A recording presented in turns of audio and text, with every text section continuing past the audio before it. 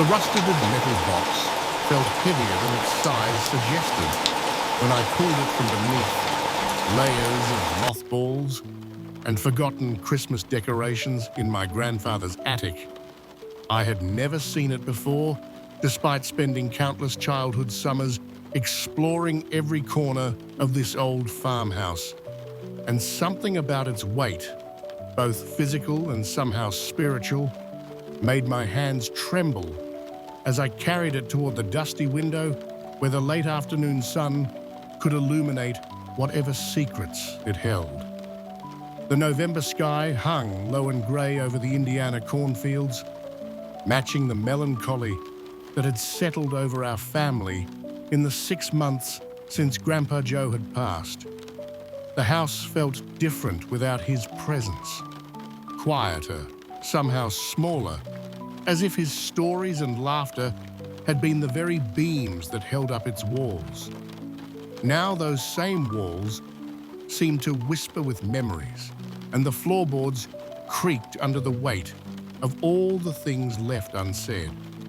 I had volunteered to clean out the attic while my cousins sorted through his workshop, and my mother tackled the endless drawers of household items that accumulate over 7 decades of marriage. The attic had always been his domain, a place where he kept his treasures and his solitude in equal measure.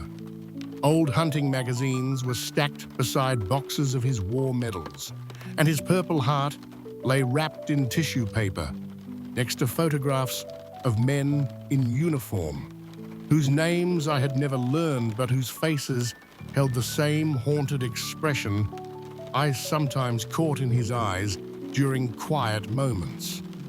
The ammunition box was olive green, military issue, with white stenciled letters that had faded to barely visible ghosts. U.S. Army, 1943. I recognized it as the type of container that had once held rifle cartridges, repurposed after the war to store the kind of memories that were too precious to throw away, but too painful to look at regularly. The metal was cold against my palms, and when I shook it gently, I could hear papers rustling inside like autumn leaves disturbed by wind. The latch opened with a reluctant snap that echoed through the silent attic, and immediately I was hit by the scent of old paper and something else.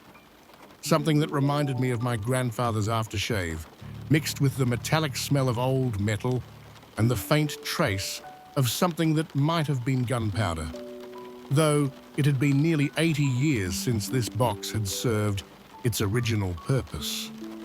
Inside, nestled between a tarnished compass and a small collection of foreign coins, were perhaps a dozen letters, each one folded with military precision and tied together with a piece of string that had once been white but had yellowed with age.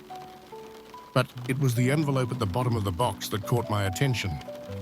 A single letter, separate from the others, with a Samson written across the front in handwriting I recognized as my grandfather's, though it was younger somehow, less weathered by arthritis and time. Thomas Mitchell, the envelope read, followed by an address in Detroit, Michigan.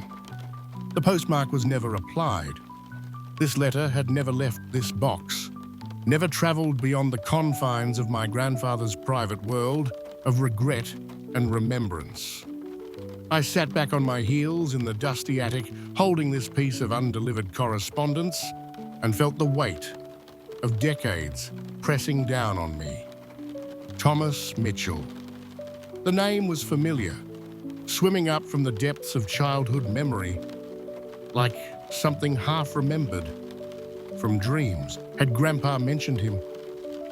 Had I seen the name in old photographs, or heard it spoken in hushed tones at family gatherings when the adults thought the children weren't listening? The envelope was unsealed, held closed by nothing more than time and the careful fold of its flap.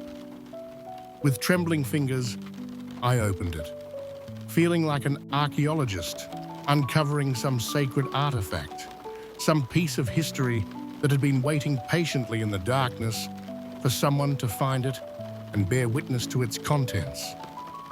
The letter was written on military stationery, the kind issued to soldiers overseas, thin and practical, with no ornamentation except for the official seal at the top.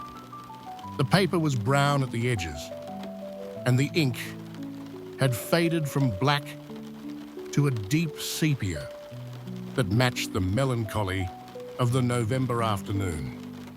At the top, in my grandfather's careful script, was a date that made me catch my breath. March 15th, 1944, somewhere in Italy.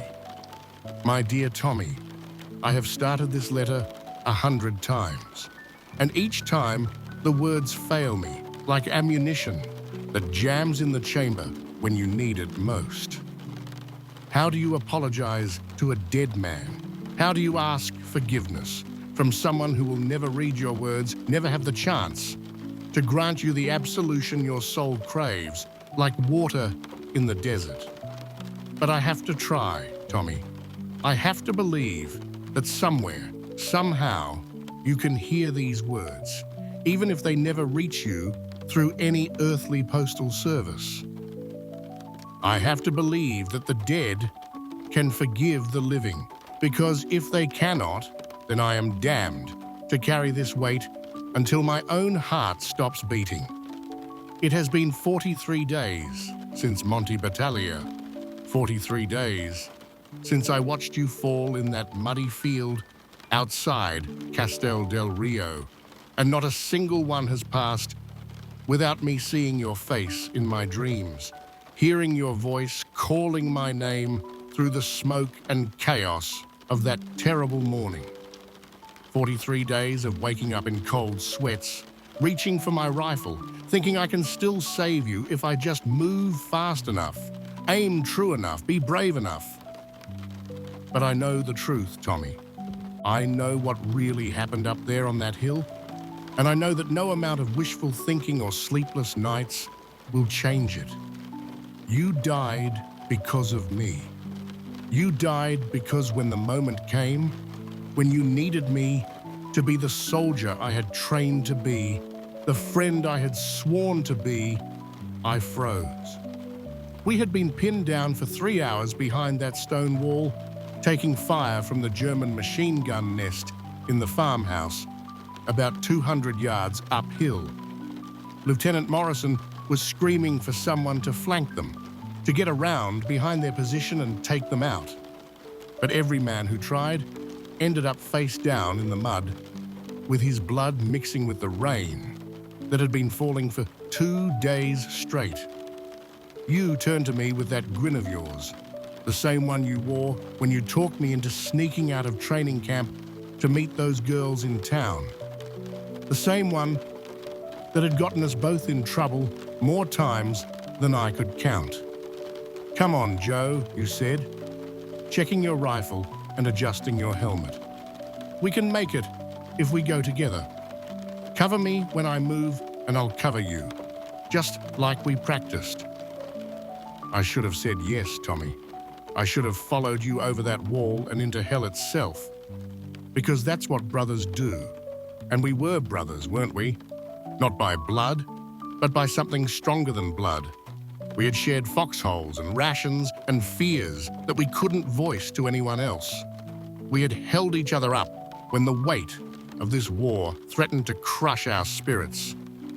We had promised each other that we would go home together, that neither of us would leave the other behind. But when you looked at me, waiting for my answer, all I could think about was Mary's letter in my breast pocket. The one where she told me she was pregnant, that she was waiting for me, that she needed me to come home whole and safe. All I could think about was the farm. My father had promised to leave me, the life I had planned, the future that stretched out before me like a golden field of wheat, ready for harvest. And so I hesitated, Tommy.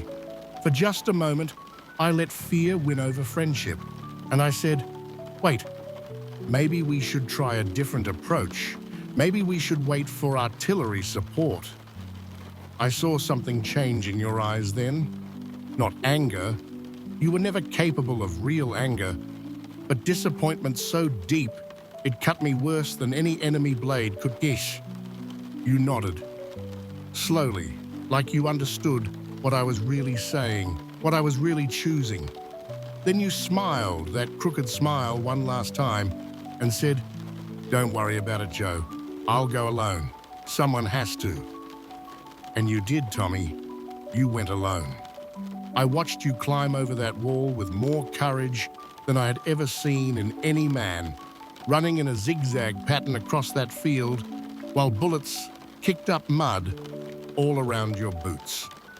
I watched you make it almost all the way to that farmhouse, so close you could have reached out and touched the stone foundation.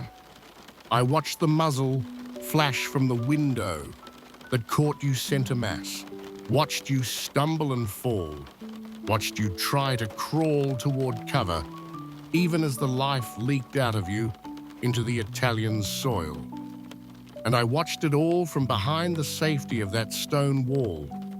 My rifle unused, my promise broken, my brotherhood betrayed. The Germans retreated an hour later, when our reinforcements finally arrived. We found you lying there in the mud, your helmet a few feet away, your rifle still clutched in your hands. Your eyes were open, staring up at the grey sky. And I swear to God, Tommy, I swear I saw accusation in those eyes. Not hatred. You were too good a man for hatred, but the quiet disappointment of someone who had expected better from a friend. I held you while Lieutenant Morrison radioed for the medics, though we all knew it was too late. I held you and whispered apologies that you couldn't hear, promises that you couldn't accept. I held you and felt something inside my own chest break apart like a dam bursting, flooding my heart with a guilt that I knew would drown me if I let it. They gave me a commendation after the war, Tommy. Can you believe that? A Bronze Star for meritorious service in combat operations.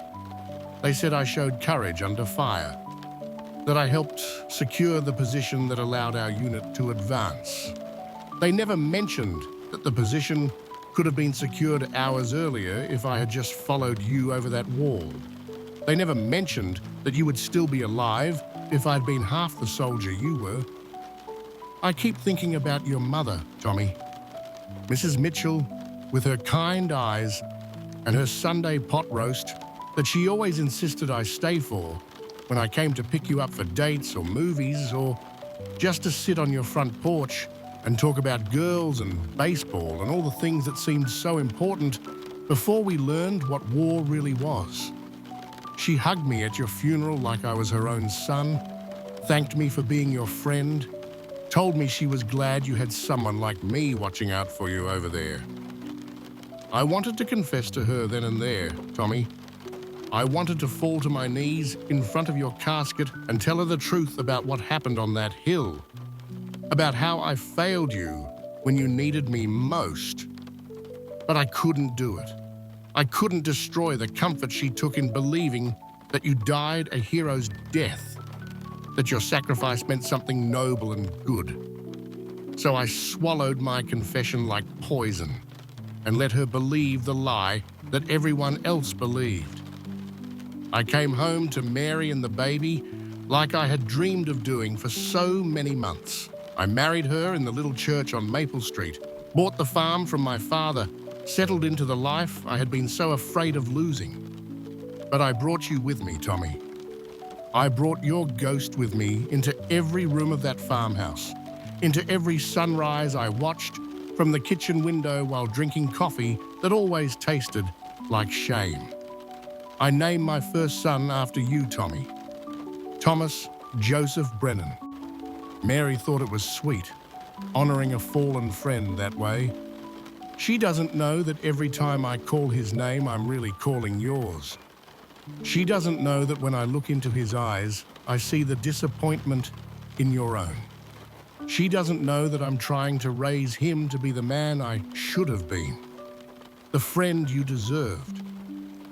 I dream about you, Tommy, every night, sometimes during the day when I'm working in the fields and the sun hits my face just the right way. I dream that I'm back behind that stone wall and you're asking me to go with you. And this time I say yes. This time I climb over that wall beside you and we make it to that farmhouse together. This time, we both come home. But I always wake up, and you're always still dead, and I'm always still the coward who let his best friend die alone. I don't know if there's forgiveness for what I did, Tommy. I don't know if there's redemption for a man who chose his own life over loyalty, who valued his own future more than friendship, who let fear turn him into something he never wanted to be. I go to church every Sunday. I pray every night. I try to be a good husband and father and neighbor. But underneath it all, I know what I really am. But I had to write this letter, even if you'll never read it. I had to try to explain, to apologize, to ask for something I don't deserve. I had to tell you that not a day passes that I don't wish I could trade places with you, that I don't wonder why I was allowed to come home when you were not. I promise you this, Tommy, I will live the life you never got to live. I will love deeply, work hard, raise good children, and try to make this world a little better than I found it. I will carry your memory with me like a sacred trust, and I will never forget the man you were or the friendship we shared before I destroyed it with my cowardice. And maybe when my time comes, when I draw my last breath and close my eyes for the final time, maybe you'll be there waiting for me. Maybe you'll smile that crooked smile of yours and say, "Come on, Joe, time to go home." Maybe then I'll finally have the courage to follow you wherever you lead. Until that day, I remain your faithful friend, though I know I have no right to claim that title. Joseph Michael Brenner, Private First Class, United States Army. Somewhere in Italy, still wishing I was home, I sat in that dusty attic for a long time after I finished reading, the letter trembling in my hands, as tears I didn't know I had been holding back spilled down my cheeks. The November light was fading, painting the attic in shades of gray and gold that seemed to match the ache in my chest. Outside, the wind rattled the bare branches of the oak tree that had shaded this house for as long as I could remember, the same tree where my grandfather had hung a swing for me when I was small, the same tree he had sat under on summer evenings, staring off into the distance, with an expression I had never understood until now. Suddenly, so many things made sense.